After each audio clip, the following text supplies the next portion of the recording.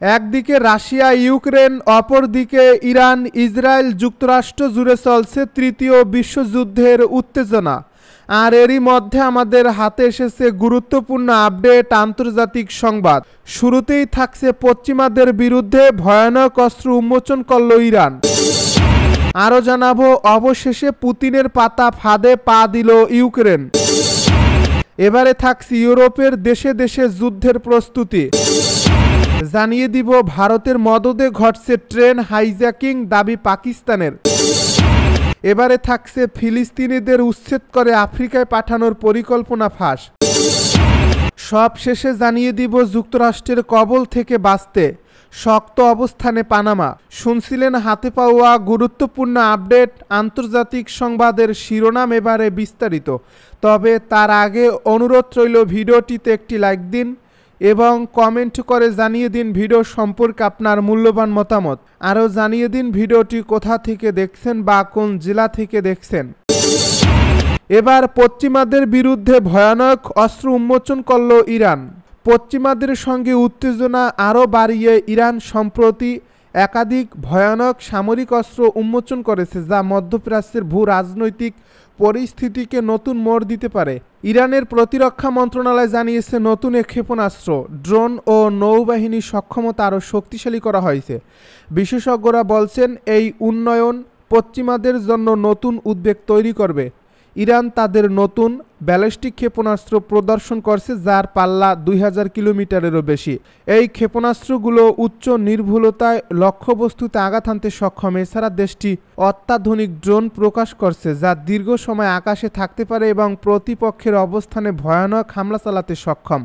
Tehran আরও জানিয়েছে তাদের সামরিক বাহিনী নতুন নৌযান ও সাবমেরিন যুক্ত করছে, যা পারস্য উপসাগরে পশ্চিমা নৌবহরের উপর নজরদারিতে ব্যবহৃত হবে।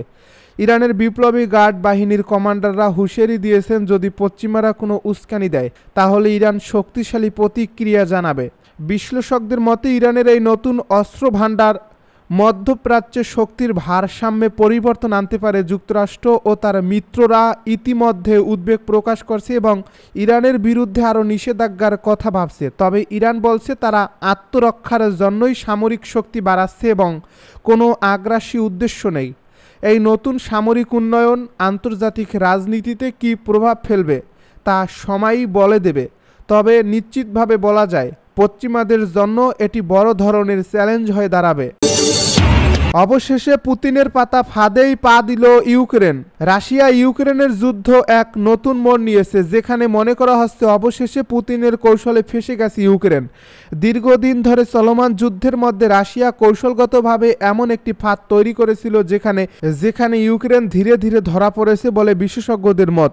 সাম্প্রতিক যুদ্ধক্ষেত্রের পরিস্থিতি বিশ্লেষণ করলে দেখা যায় রুশ বাহিনী নতুন অঞ্চল দখল করছে আর ইউক্রেন চরম প্রতিরক্ষা সংকটে পড়েছে। খেরসন, দোনেৎস্ক ও লুহানস্ক অঞ্চলে রাশিয়ার সামরিক চাপ বেড়েছে। বিশেষ করে পূর্ব ইউক্রেনের যুদ্ধক্ষেত্রে রাশিয়া কৌশলগত অবস্থান শক্তিশালী করছে। মস্কোর সামরিক বাহিনী পরিকল্পিতভাবে ইউক্রেনের সেনাদের এমন জায়গায় লড়াইয়ে ব্যস্ত রেখেছে যেখানে তারা কার্যকর প্রতিরোধ গড়তে পারছে না। বিশ্লেষকদের মতে এটি রাশিয়ার দীর্ঘমেয়াদী কৌশলের অংশ, যা এখন সফল হতে যাচ্ছে। এদিকে ইউক্রেনের অস্ত্র সরবরাহের সংকট দেখা দিয়েছে। পশ্চিমা দেশগুলো থেকে প্রতিশ্রুতি অস্ত্র যথাসময়ে আসছে না, যা কিয়েভের জন্য ভয়ানক পরিস্থিতি তৈরি করছে। মার্কিন যুক্তরাষ্ট্র ও ইউরোপীয় ইউনিয়ন এখন পর্যন্ত পূর্ণ মাত্রায় সমর্থন দিলেও কিছু রাজনৈতিক ও অর্থনৈতিক জটিলতার কারণে অস্ত্র সরবরাহে বিলম্ব হচ্ছে। এই সুযোগ কাজে লাগিয়ে রাশিয়া সামরিক অগ্রগতি অর্জন করছে। বিশ্লেষকরা বলছেন পুতিন দীর্ঘদিন ধরে ইউক্রেনকে দুর্বল করার জন্য অর্থনৈতিক ও সামরিক কৌশল অবলম্বন করেছেন।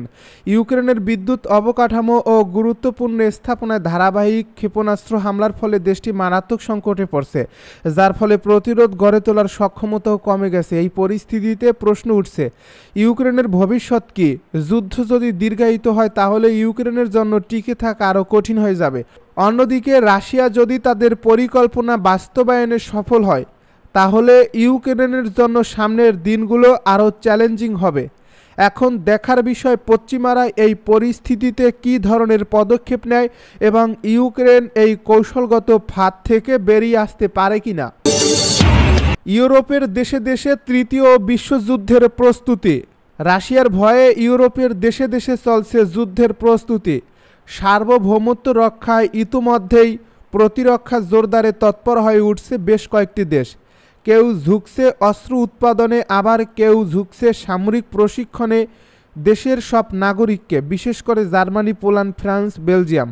সাবেক সোভিয়েত ইউনিয়নের ভয় জেঁকে বসেছে দেশগুলোতে। পরমাণু শক্তিধর রাশিয়ার ভয়ে রীতিমতো কাঁপুনি উঠে গেছে দেশগুলোর সরকার যন্ত্রে। গত সপ্তাহে পোল্যান্ডের প্রতিটি প্রাপ্তবয়স্ক পুরুষকে ব্যাপক পরিসরে সামরিক প্রশিক্ষণের আওতায় আনার ঘোষণা দিয়েছে দেশটির প্রধানমন্ত্রী ডোনাল্ড টাস্ক। পরিকল্পনার বিস্তারিত তথ্য আগামী কয়েক মাসের মধ্যে প্রকাশ করা হবে বলেও পার্লামেন্ট জানিয়েছে তিনি।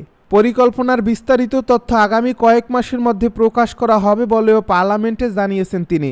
আকার বাড়াচ্ছেন পুলিশ সেনাবাহিনীও। ইউক্রেনের সেনাবাহিনীর 8 লাখ সেনা আছে, রাশিয়ার আছে 13 লাখ। তুলনামূলকভাবে পোল্যান্ডের বর্তমান সেনা সংখ্যা 2 লাখ। এই সংখ্যাকে 5 লাখে উন্নীত করার পরিকল্পনাও করেছেন তিনি। রণপ্রস্তুতি শুরু হয়েছে বেলজিয়ামেও। সম্ভাব্য যুদ্ধ পরিস্থিতি মোকাবিলায় মেডিকেল শিক্ষার্থীদের প্রস্তুত করার জন্য বিশ্ববিদ্যালয়গুলোকে আহ্বান জানাচ্ছে দেশটির সরকার। রাশিয়ার যে কোনো আক্রমণ ঠেকাতে যুক্তরাষ্ট্রের কাছে আবারও পারমাণবিক অস্ত্র চাচ্ছে পোল্যান্ড। বৃহস্পতিবার ফিনান্সিয়াল টাইমসকে দেওয়া এক সাক্ষাৎকারে দেশটির প্রেসিডেন্ট আন্দ্রেজ ডুডা এ আহ্বান জানিয়েছেন। তার মতে এটি রাশিয়ার বিরুদ্ধে প্রতিরোধ হিসেবে কাজ করবে, পাশাপাশি দেশের নিরাপত্তা আরও শক্তিশালী হবে। সম্প্রতি রাশিয়ার ক্রমবর্ধমান হুমকির কারণে রাশিয়ার এই সীমান্তবর্তী দেশটি পারমাণবিক সুরক্ষার বিষয়ে আরও আগ্রহী হয়ে উঠছে। তবে এরাই এবার প্রথম নয়। এর আগে 2022 সালে বাইডেন প্রশাসনের কাছেও একই অনুরোধ করেছিলেন ডুডা। ভারতের মদদে ঘটছে ট্রেন হাইজ্যাকিং, দাবি পাকিস্তানের আন্তঃবাহিনীর জনসংযোগ পরিদপ্তরের প্রধান লেফটেন্যান্ট জেনারেল আহমেদ শরীফ চৌধুরী দাবি করে বলেছেন, বেলুচিস্তানে জাফার এক্সপ্রেস ট্রেন হাইজ্যাকের মূল মদতদাতা ছিল ভারত। শুক্রবার এক সংবাদ সম্মেলনে তিনি এ দাবি করেন, খবর দেয় এক্সপ্রেস ট্রিবিউনের।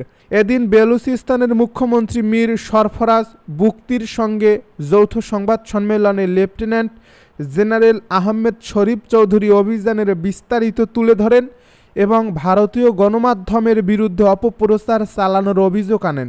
গত 11 মার্চ দুপুর 1টার দিকে কোয়েটা থেকে পোয়েসারগামী জাফর এক্সপ্রেস ট্রেনে একটি ইম্প্রোভাইজড এক্সপ্লোসিভ ডিভাইস বিস্ফোরিত হয়। এরপর ভারী অস্ত্রশস্ত্রে সজ্জিত সন্ত্রাসীরা পরিকল্পিতভাবে ওই ট্রেনে হামলা চালায়। লেফটেন্যান্ট জেনারেল আহমেদ শরীফ জানান, সন্ত্রাসীরা একাধিক দলে বিভক্ত হয়ে কাজ করছিল। একদল নারী ও শিশুদের ট্রেনের ভেতর আটকে রেখে মানব ঢাল হিসাবে ব্যবহার করে, অন্য দলে যাত্রীদের বাইরে টেনে নিয়ে যায় এবং জিম্মি করে পাহাড়ি এলাকায় নিয়ে যায়। ফিলিস্তিনিদের উচ্ছেদ করে আফ্রিকায় পাঠানোর পরিকল্পনা ফাঁস। গাজার ফিলিস্তিনিদের বল প্রয়োগে উচ্ছেদ করে পূর্ব আফ্রিকার দেশগুলোতে স্থানান্তরের হীন পরিকল্পনা নিয়ে আলোচনা করছে যুক্তরাষ্ট্র ও ইসরায়েল। সেই সঙ্গে সম্ভাব্য গন্তব্য হিসাবে সুদান, সোমালিয়া ও সোমালিল্যান্ডের নাম উঠে এসেছে। সম্প্রতি বার্তা সংস্থা এপির এক প্রতিবেদনে এমনই চাঞ্চল্যকর তথ্য উঠে এসেছে। এতে বলা হয়েছে, সুদানের কর্মকর্তারা এই প্রস্তাব প্রত্যাখ্যান করেছে বলে দাবি করেছেন। তবে সোমালিয়া ও সোমালিল্যান্ডের কর্মকর্তারা জানান, তাদের সঙ্গে এ বিষয়ে কোনো আনুষ্ঠানিক সমালোচনা হয়নি। গোপন কূটনৈতিক প্রচেষ্টার বিষয়ে কথা বলার শর্তে মার্কিন ও ইসরায়েলি কর্মকর্তারা নিশ্চিত করেছেন যে সোমালিয়া ও সোমালিল্যান্ডের সঙ্গে আলোচনা হয়েছে। পাশাপাশি মার্কিন কর্মকর্তারা সুদানের সঙ্গেও যোগাযোগের বিষয়টি নিশ্চিত করেছেন। তবে এ প্রচেষ্টায় কতটা অগ্রগতি হয়েছে বা আলোচনা কোন পর্যায়ে রয়েছে তা স্পষ্ট নয়। এই তথ্য এমন এক সময়ে সামনে এলো যখন মার্কিন প্রেসিডেন্ট ডোনাল্ড ট্রাম্পের গাজা দখল ও ফিলিস্তিনিদের জোরপূর্বক উচ্ছেদের প্রস্তাব নিয়ে তুমুল আলোচনা সমালোচনা হচ্ছে। ট্রাম্প 1 মাস আগে এই প্রস্তাব দিয়েছিলেন, তবে মধ্যপ্রাচ্যের দেশগুলো তার এই পরিকল্পনাকে জাতিগত নির্মূল বলে আখ্যা দিয়ে প্রত্যাখ্যান করেছিল। মার্কিন কর্মকর্তারা জানিয়েছেন, ইসরায়েল মূলত এই আলোচনার নেতৃত্ব দিচ্ছে এবং ট্রাম্প ও ইসরায়েলি প্রধানমন্ত্রী নেতানিয়াহুর মধ্যে আলোচনার কয়েকদিন পরই পূর্ব আফ্রিকার দেশগুলোর সঙ্গে যোগাযোগ শুরু হয়।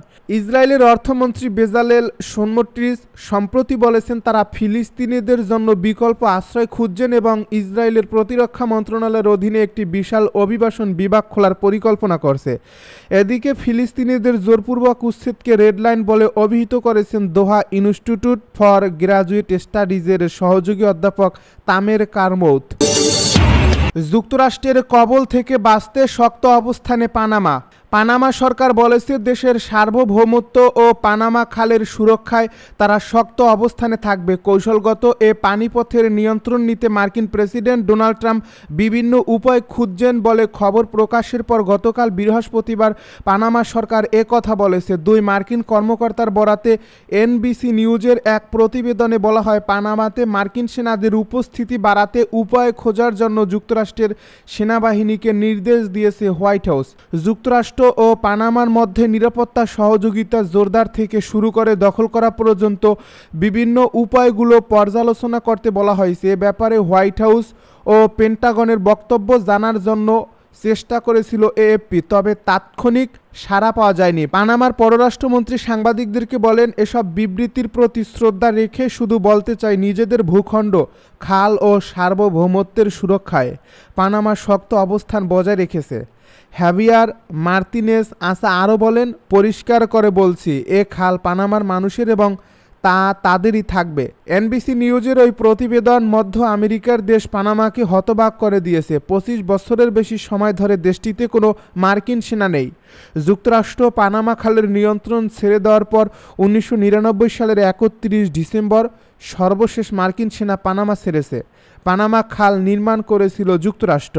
এক দশক আগে পানামার স্বৈরশাসক ম্যানুয়েল নেরিয়াগাকে আটক করতে পানামায় অভিযান চালিয়েছিল যুক্তরাষ্ট্র।